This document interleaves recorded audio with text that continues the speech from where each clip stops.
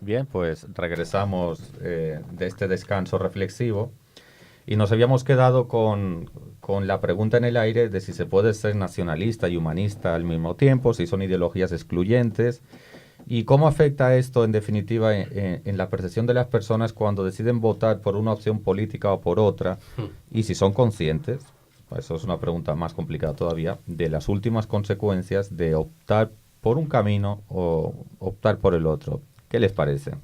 Y la parte económica también, porque muchas veces se reconoce el derecho del migrante, se reconoce que el país donde estoy debe ser abierto, debe ser receptivo. Sin embargo, esa opción política me dice sí, pero hay una limitante económica, hay una carga impositiva que tú estás pagando y que fruto de la carga que nos generan esos migrantes te afecta.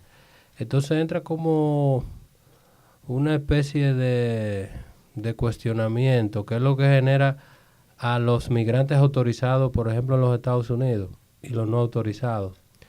Yo soy migrante, pero entonces me vuelvo en un momento un crítico y no quiero que lleguen más migrantes, porque me están diciendo que la llegada de más migrantes, como yo lo fui en un momento, o lo soy, está afectando mi bolsillo, mi parte económica. Y entonces ahora mismo se está en ese debate en Estados Unidos de por qué muchas personas, por ejemplo, apoyaron la candidatura de Donald Trump, muchos latinos.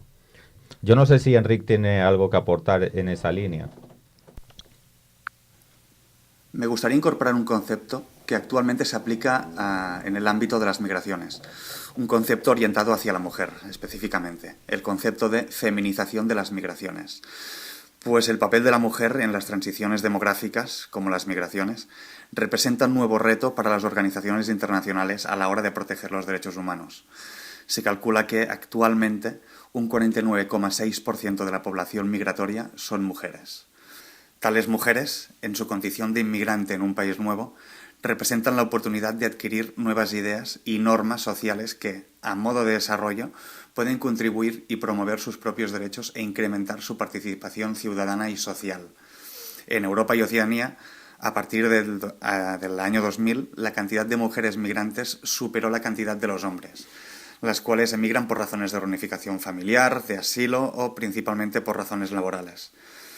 Otro ejemplo de feminización de las migraciones es plasmado mediante el papel de la mujer latinoamericana o caribeña, pues fueron las pioneras en las migraciones hacia Europa y América del Norte, en Estados Unidos, lo que comporta que muchos de los ingresos conseguidos por tales mujeres, al ser enviados a su país de origen, faciliten la victoria contra la pobreza en un país de origen.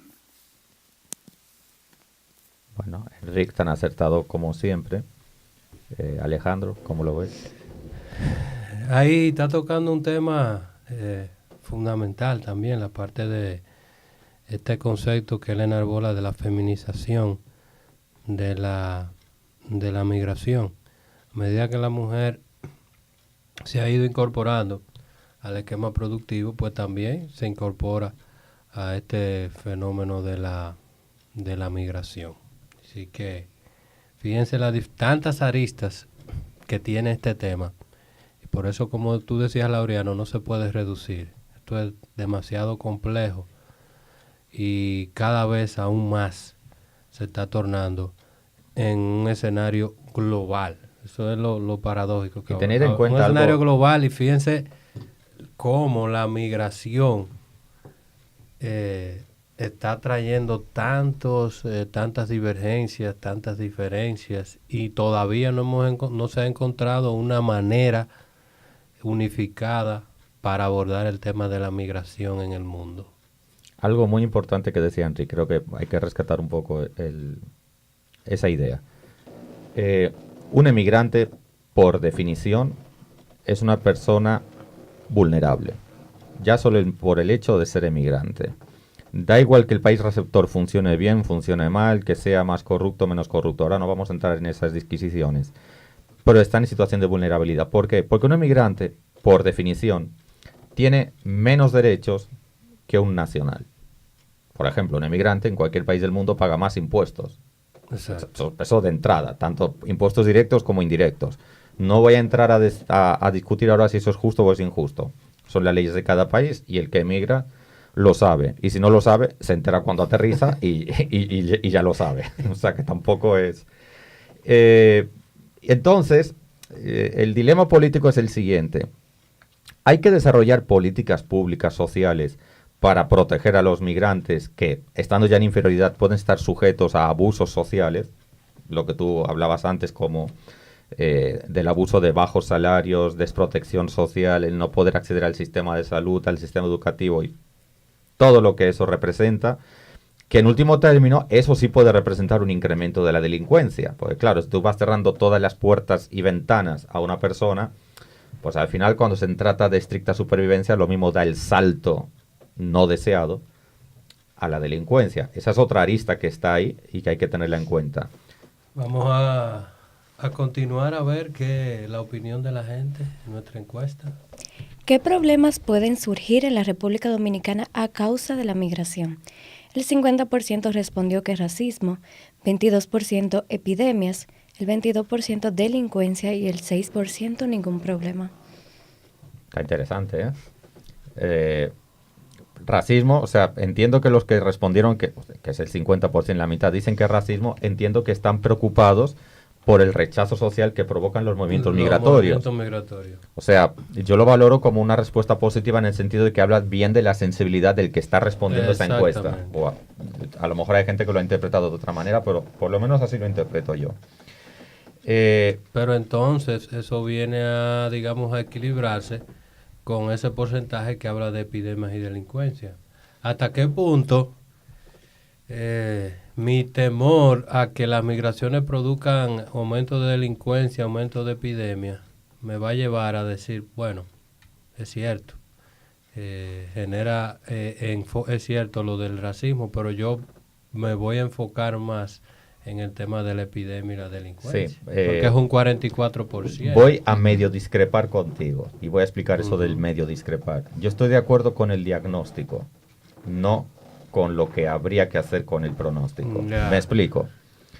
Es verdad que las migraciones, porque eso es un hecho objetivo, sobre todo si es una migración ilegal o descontrolada, pueden crear un aumento de problemas de salud en el país.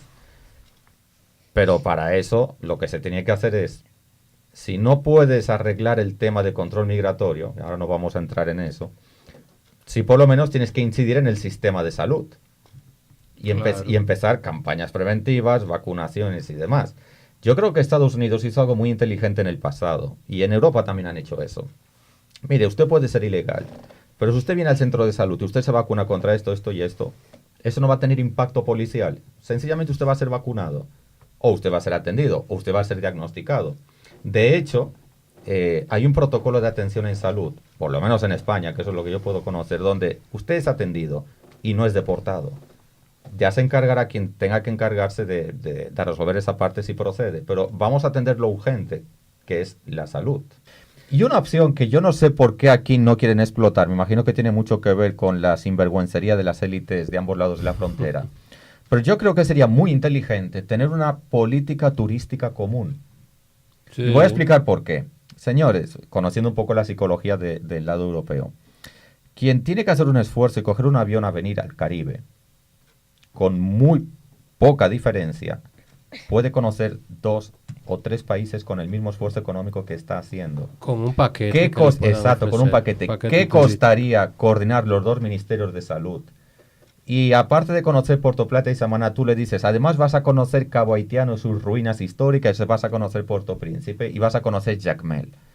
Hombre, pues a mí, te lo digo de verdad, como ciudadano de a pie, eso me resulta más atractivo que estar encerrado en un resort 2 semanas. Es un atractivo. Lo digo porque valdría la pena pensar en ello. Sí, es una perspectiva interesantísima que se abre porque de hecho, incluso hasta desde la República Dominicana, hay muy poco turismo hacia Haití. Los dominicanos no conocemos y no saben lo que se pierde. No saben lo que se pierde porque hay unos grandes atractivos en Haití turísticos que los estuve conociendo a través de uno de nuestros egresados que es originario de Haití, que ahora está allá con un proyecto de una emisora, se formó aquí, fue allá.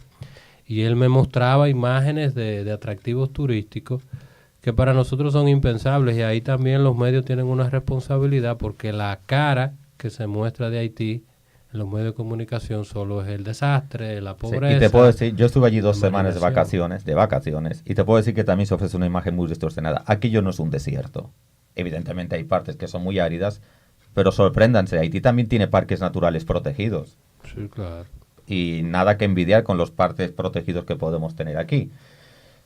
Evidentemente tienen un súper problema, es prácticamente un país no viable y requiere mucha cooperación internacional y una fuerte inversión en infraestructura y en capacitación de recursos humanos. Ese es el camino.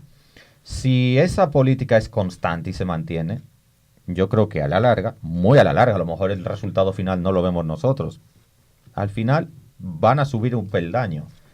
Creo que es cuestión de tiempo si se hacen las cosas que se tienen que hacer.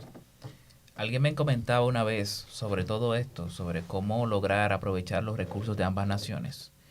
Yo le decía, el problema es que no hay liderazgo haitiano y el liderazgo de nosotros es deficiente. Si vemos un presidente provisional de hace cuánto tiempo. Sí, allí lo profesional suele ser largo. Exacto, muy largo. Y el tema de corrupción en ambas naciones. Yo le decía, yo siempre he cuestionado por qué el tema de corrupción, cuando tú le evalúas cuáles son los temas de interés de las personas. Bueno, falta de seguridad, salud, alimentación, y la corrupción quedaba en un 10º lugar. Yo le decía, bueno, lo que ustedes no entienden es que la corrupción es la que arrastra el resto de las condiciones. Obvio. No tener seguridad, no tener alimentación, no tener salud. Entonces tenemos que iniciar un proceso de que ambas naciones, primero nosotros, comenzar un proceso de exigir más a nuestras autoridades y en el caso de ellos, generar el liderazgo que piense en los haitianos y no en los intereses de una pequeña minoría. Vamos a una pausa entonces. Melba en los controles, te toma el mando. Hace rato que está allá.